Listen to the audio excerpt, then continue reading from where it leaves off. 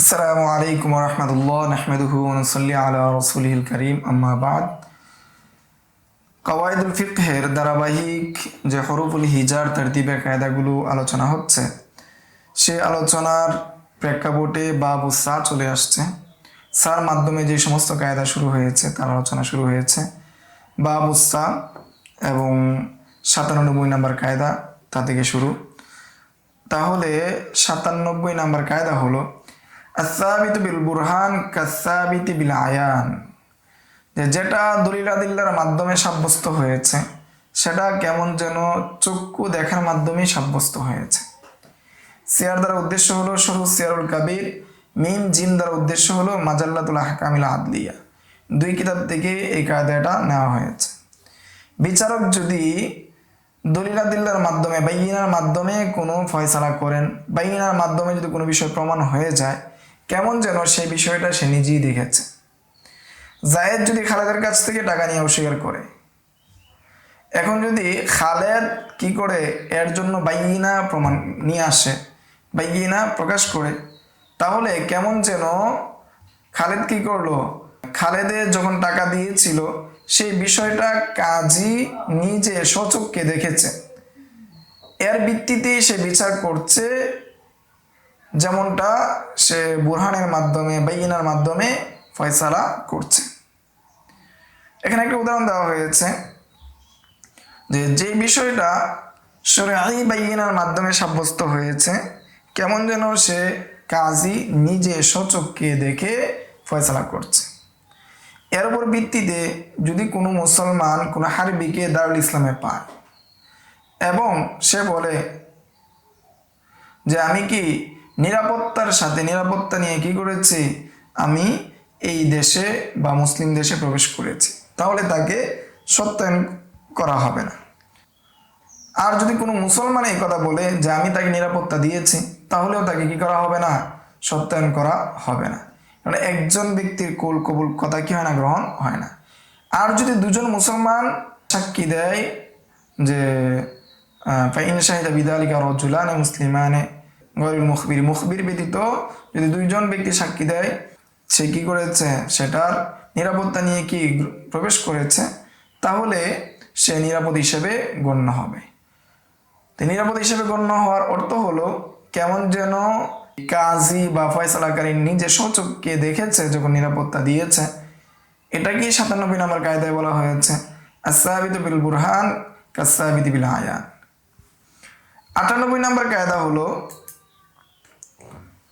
আস-সাবিতু বিল বাইয়িনা কাস-সাবিতি বিইত্তিফাকিল খাসমি। যখন দলিলাদিল্লা নিয়ে আসবে, দলিলাদিল্লা প্রমাণ হয়ে যাবে, বাইয়িনা চলে আসবে, বুরহান চলে আসবে, তখন কেমন যেন বাদী বিবাদী উভয়ের ঐক্যমতী কি হয়েছে, ফয়সালা হয়েছে। সিয়ার দ্বারা উদ্দেশ্য হলো সহ সিয়ারুল কাবির, এই কিতাব থেকে হাসিয়া নেওয়া কায়দা নেওয়া হয়েছে।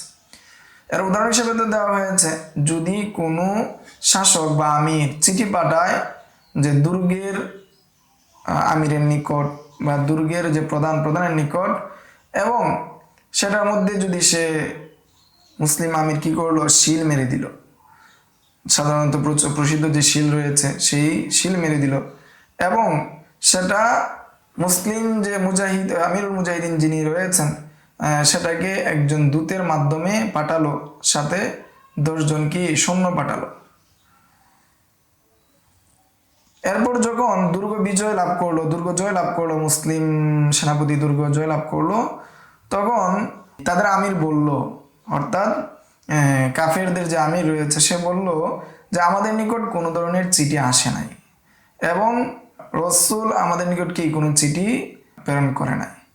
এমত অবস্থায় দূত যদি বলে যে আমি তার নিকট চিঠি দিয়েছি, সে আমার উপস্থিতিতে সে চিঠি পড়েছে, এমত অবস্থায় দুর্গের অধিবাসী যারা রয়েছে তারা মালে গনিমত হিসেবে গণ্য হবে না, তারা আমানে থাকবে।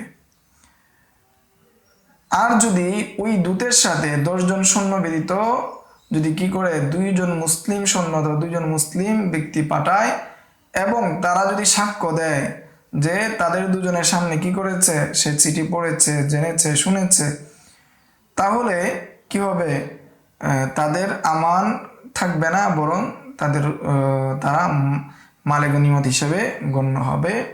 এটাই 98 নম্বর কায়দায় বলা হয়েছে আস-সাবিতু বিল বাইয়িনা কাস-সাবিতি বিত্তিফাকিল খাসাম, যেটা বাইনার মাধ্যমে কি সাব্যস্ত হয়েছে, দলিলের মাধ্যমে প্রতিষ্ঠিত হয়েছে, সেটা খসমের ঐক্যমতেই প্রতিষ্ঠিত হয়েছে।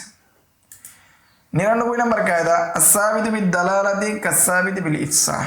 সিনিয়র দ্বারা উদ্দেশ্য হলো শুরু সিয়ারুল কাবির, অর্থাৎ যেটা দালালতের মাধ্যমে সাব্যস্ত সেটা মুখের ভাষার মাধ্যমে, মুখে বলার মাধ্যমেই কি সাব্যস্ত, সুস্পষ্টভাবে বলার মাধ্যমেই কি সাব্যস্ত, যেটা আকার ইঙ্গিতে বোঝা যায় কেমন যেন এটা মুখই বলেছে, এটাই কি এখানে 99 নম্বর কায়দা। এর উদাহরণ হিসেবে বলা হয়েছে যদি বিক্রেতা পণ্য বিক্রি করলো, ক্রেতা সামনে রয়েছে, এমত অবস্থায় ক্রেতা কি করে নাই, মূল্য পরিশোধ করে নাই, সমন পরিশোধ করে নাই, তেমত অবস্থায় বায়ের অধিকার রয়েছে সে মাবি না দেওয়া, পণ্য না দেওয়া। কিন্তু বিক্রেতা যদি সেটা বিক্রেতার উপস্থিতিতে ক্রেতা যদি সেটা কবজ করে ফেলে, গ্রহণ করে ফেলে, আর বিক্রেতা যদি কোনো বাধা না দেয়, তাহলে ধরে নেওয়া হবে কেমন যেন বিক্রেতার সম্মতিতেই, বায়ের সম্মতিতেই সেটা গ্রহণ করা হচ্ছে। তো এখানে যেহেতু দালালত রয়েছে, ইঙ্গিত রয়েছে, পার্শ্বিক যে অবস্থা রয়েছে সেটার মাধ্যমে বোঝা যাচ্ছে কেমন যেন সে মুখী বলছে আচ্ছা তুমি সমন দেও নাই, পরে সমন দিও, মূল্য দাও নাই, পরে মূল্য দিও, এখন গ্রহণ করে না। অনুরূপভাবে হক্কে সুফার ক্ষেত্রে যদি প্রতিবেশী জানে যে তার পাশের বাড়ি বিক্রি হচ্ছে, আর সে জেনেও যদি চুপ থাকে, কোনো দাবি না করে যে আমি কিনবো তুমি বিক্রি করো না, বা কোনো ধরনের আপত্তি না জানায়, তাহলে ধরে নেওয়া হবে কেমন যেন সে সেটা দাবি করছে না, তার সামর্থ্য নাই, সে কিনার সামর্থ্য রাখে না, সেজন্য সে চুপ থাকতেছে। এই বিবেচনা করে তার হক্কে সুফা বাতিল হয়ে যাবে। অনুরূপভাবে ক্রেতা যদি বিক্রেতাকে বলে যে পণ্যের এই দোষ আছে, আর বিক্রেতা তারপরে যদি গ্রহণ করে, তাহলে ধরে নেওয়া হবে সে এখানে আইবের সাথে সন্তুষ্ট, ফলে সেটা আইবের সাথে সন্তুষ্ট, সেই ক্ষেত্রে সন্তুষ্টি হিসেবে বিবেচনা করা হবে। যেহেতু দালালত এটা বোঝাচ্ছে কেমন যেন সে কি লফজানি বলছে যে আমি দোষের সাথেই কি এই প্রোডাক্টের দোষ আছে, দোষের সাথেই কি ক্রয় করলাম। অনুরূপভাবে কেউ যদি কাউকে কোনো নির্দিষ্ট বিষয়ে উকিল বানায়, এতপর গিয়ে দেখলো যে উকিল কি করতেছে, নিজের জন্য সেটা কিনতেছে, এমত অবস্থায় মুয়াক্কিল যদি বাধা না দেয়, কোনো কিছু না বলে, তাহলে ধরে নেওয়া হবে এটা মুয়াক্কিলের সম্মতি আছে এবং সেই দালালটাকে ইফসা হিসেবে বিবেচনা করা হবে। এটাই 99 নম্বর কায়দা আস-সাবিতু বিদ-দালালাতি কাস-সাবিতি বিল ইফসা, যেটা দালালতের মাধ্যমে সাব্যস্ত, এটা কেমন যেন বলার মাধ্যমেই কি হয়ে যাচ্ছে, সাব্যস্ত হয়ে যাচ্ছে। সিয়ার দ্বারা উদ্দেশ্য হলো শুরু সিয়ারুল কাবির। 100 নম্বর কায়দা হলো আস-সাবিতু বিজ-জরুরাতি ইয়াতাকদ্দারু বিকদরিহা, যেটার জরুরতের কারণে সাব্যস্ত হয়েছে, জরুরতের কারণে এসেছে, জরুরতের কারণে বৈধ হয়েছে, সেটা জরুরত পরিমাণই কি হবে, বৈধ হবে, জরুরতের বেশি কি হবে না, বৈধ হবে না। উদাহরণস্বরূপ কেউ যদি মরার উপক্রম হয়, এমত অবস্থায় তার কাছে যদি শূকরের মাংস থাকে অথবা মানুষের মাংস থাকে, এই মানুষের মাংস অথবা শূকরের মাংস ব্যতীত কোনো কিছু খাওয়া বা কোনো কিছু তার সামনে নেই, এবং সে যদি আজকে এটা না খায় তাহলে সে বাঁচবে না, এখন যদি না খায় সে বাঁচবে না, এমত অবস্থায় তার জন্য সেটা ততটুকু পরিমাণ খাওয়া বৈধ যতটুকু পরিমাণ খেলে তার জীবন রক্ষা পাবে এবং তার হালাল খাবার পাওয়ার সুযোগ পাবে, ততটুকু পরিমাণ খাওয়া বৈধ, এর চেয়ে বেশি খাওয়া বৈধ না। এটাকে বলা হয়েছে আস-সাবিতু বিজ-জরুরাতি ইয়াতাকদ্দারু বিকদরিহা, যেটা জরুরতের মাধ্যমে সাব্যস্ত হয়েছে সেটা তার প্রয়োজন পরিমাণই কি হবে, সাব্যস্ত হবে। উদাহরণ হিসেবে বলা হয় যদি আহলে হারবের অর্থাৎ যুদ্ধ কবলিত অঞ্চলের বাদশার দূত যদি আসে, মুসলমান যে সেনা চাউনি আছে সেই সেনা চাউনির নিকট আসলো এবং সে তার রেসালা যে চিঠি নিয়ে আসছে, যে বার্তা নিয়ে আসছে সেই বার্তা পৌঁছালো, তাহলে সেই বার্তা পৌঁছানোর কারণে সেটাকে সে বার্তা নিয়ে আসার কারণে তাকে ধরে নেওয়া হবে সে কি নিরাপদ, মুস্তামিন, সে অনুমতিপ্রাপ্ত, যেমনটা একজন ব্যক্তি তেজারতের জন্য, ব্যবসার জন্য কোনো কাফের মুসলমান দেশে আসে। এখন ওই দূত যদি চিঠি পৌঁছানোর পর চায় যে তার সেনাঘাটিতে তার সৈন্যদের সাথে মিলতে বা ফিরে যেতে, এমত অবস্থায় আমির যদি মনে করে, ভয় করে যে সে কি করেছে, দুইজন দূত আসছে, সেই দুইজন দূত কি করেছে, মুসলমানদের অবস্থা পর্যবেক্ষণ করেছে, মুসলমানদের গোপন অবস্থাগুলো দেখেছে এবং সে এগুলো গিয়ে শত্রুপক্ষের কাছে বলে দিবে এবং বলে দিলে সেটা ক্ষতি হয়ে দাঁড়াবে, যুদ্ধের পরিস্থিতি বিভিন্ন দিকে মোড় নিতে পারে, তখন ওই যে দূতকে আটকে রাখাটা বৈধ যতক্ষণ পর্যন্ত তাদের প্রকাশ করার মাধ্যমে কি বিশৃঙ্খলা হওয়ার, যুদ্ধের মধ্যে ক্ষতি হওয়ার সম্ভাবনা থাকে ততক্ষণ পর্যন্ত।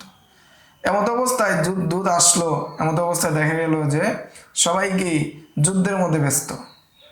এখন ওই দূতদেরকে ছাড়বে না, বরং তাদেরকে কি আটকে রাখবে, এরপর যখন প্রয়োজন ফুরিয়ে যাবে তখন আবার তাদেরকে ফিরিয়ে দিবে, কারণ দূতকে হত্যা করা কি নয়, বৈধ নয়। এটাই 100 নম্বর কায়দায় বলা হয়েছে আস-সাবিতু বিয-যুরুরাতি ইয়াতাকাদ্দারু বিকদরিহা, যে জরুরতের মাধ্যমে যেটা সাব্যস্ত হয় সেটা তার পরিমাণ অনুযায়ী সাব্যস্ত হয়, এর চেয়ে বেশি সাব্যস্ত হবে না। যে এটা এই জন্য বৈধ করা হয়েছে কেননা সেটা কি তাকে যদি বন্দি করে না রাখা হয় সেটা কি হবে, ক্ষতি হবে। তো পূর্বে আমরা আরেকটা বলেছি, উদাহরণ দিয়েছি যে মৃত প্রাণী ততটুকু পরিমাণ খেতে পারবে যে বাধ্য, যতটুকু পরিমাণ খেলে সে জীবন বাঁচাতে পারে এবং সে হালাল খাবার খাওয়ার সময় পায় ততটুকু পরিমাণ। 101 নম্বর কায়দা হলো আস-সাবিতু বিল-উরফি কাস-সাবিতি বিন-নাসি, উরফের মাধ্যমে যেটা সাব্যস্ত, যেটা প্রমাণিত, সেটা কেমন যেন নসের মাধ্যমে প্রমাণিত, নসের মাধ্যমে সাব্যস্ত। তে উরফের কায়দা আমরা পূর্বেই কি জেনেছি, অনেকগুলো আলোচনা হয়েছে, শরীয়তগত আলোচনা হয়েছে। উদাহরণস্বরূপ ইদা নাদাল মুনাদিল আমির আন্নাস-সাকাতা গাদান আলা আহলি কুফা ফালা ইয়াতাখাল্লাফনা রাজুলুন মিন আহলি দিওয়ান ওয়ালা মিন মাতুয়া, যদি আমিরের ঘোষক এই ঘোষণা দেয় যে আগামীকাল কুফার উপর কি করা হবে, আক্রমণ করা হবে, তো এই ক্ষেত্রে যারা সেনাবাহিনীর অন্তর্ভুক্ত, যারা রাষ্ট্রীয় সেনা হিসেবে কি নিবন্ধিত এবং যারা অনিবন্ধিত যুদ্ধে এসেছে সবাই কি হয়ে যাবে, অন্তর্ভুক্ত হয়ে যাবে এবং সবার জন্য এই ঘোষণা প্রযোজ্য হবে। কেননা জিহাদের মধ্যে সাধারণত এরকম যখন ঘোষণা আসে তখন সবার ক্ষেত্রে কি হয়, প্রযোজ্য হয়, মাতোয়া এবং কি আহলে দিওয়ান সবার ক্ষেত্রেই কি প্রযোজ্য হয়। আর যদি কোনো জায়গায় এর বিপরীত কোনো কি থাকে, প্রসিদ্ধ থাকে, বিশেষভাবে শুধু বোঝায় কি যারা দিওয়ানের অন্তর্ভুক্ত তারাই, তাহলে সেটাই বোঝাবে। এটাই 100 নম্বর কায়দা। 101 নম্বর কায়দা বলা হয়েছে আস-সাবিতু বিল-উরফি কাস-সাবিতি বিন-নাসি, যে উরফের মাধ্যমে যেটা সাব্যস্ত, যেটা প্রমাণিত, সেটা নসের মাধ্যমে প্রমাণিত, নসের মাধ্যমে সাব্যস্ত। সিয়ার দ্বারা উদ্দেশ্য হলো সরুস সিয়ারুল কাবির। তাহলে আজকের আলোচনা এখানেই শেষ করছি। আগামী দর্সে আমরা 102 নম্বর মূলনীতি থেকে আলোচনা করব ইনশাআল্লাহ। আসসালামু আলাইকুম ওয়া রাহমাতুল্লাহ। يؤتي الحكمة من يشاء ومن يؤت الحكمة